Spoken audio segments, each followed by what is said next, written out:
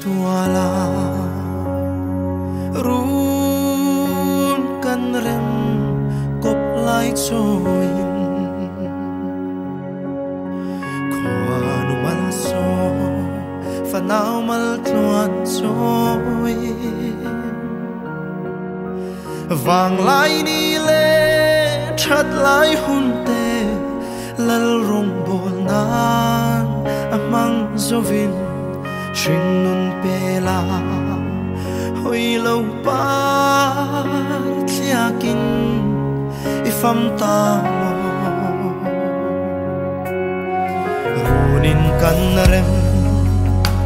hau lai runiang chẳng lâu mà se chung kim te a khoayang kan loi ve na tin lai ru ka duai sama matiang hun kan thlir lain mo solo om la shangin ngai la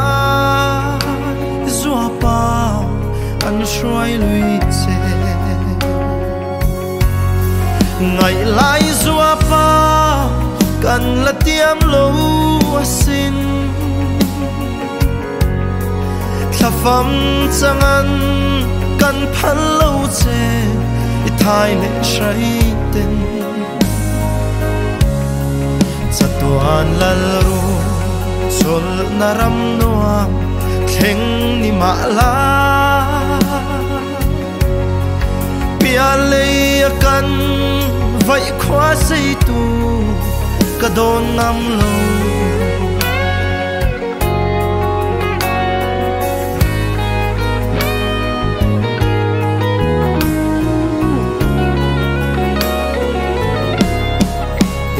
hai lung mo arang vai na reng mo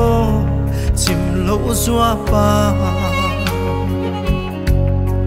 ton mang mo la tarang ka lo tong che hayang thangin yom si lo ilim thale sulu thirin riak mo iangin kavai tra na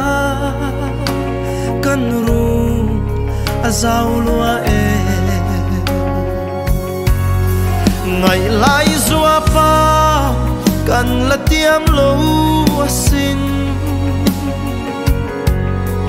thafam changan kan phan lo che I thai le shai ten Satuan lal ru sol naram noa theng ni ma la pia le kan vai khwa sei tu ka don nam lo ka van ruai ruai runa katle zo lo dai lung ru Ching mit tui ne izang na fam ru lung mua chuanin luai thi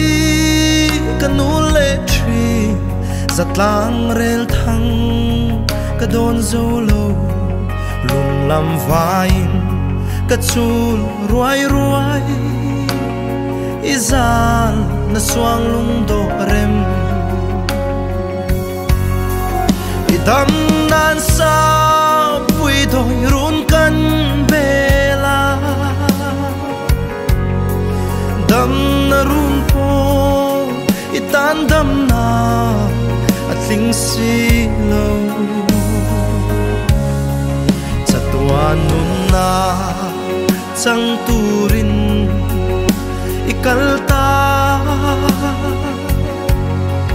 ta chuan hlim ten tlan tu kia nga idam hlen to ang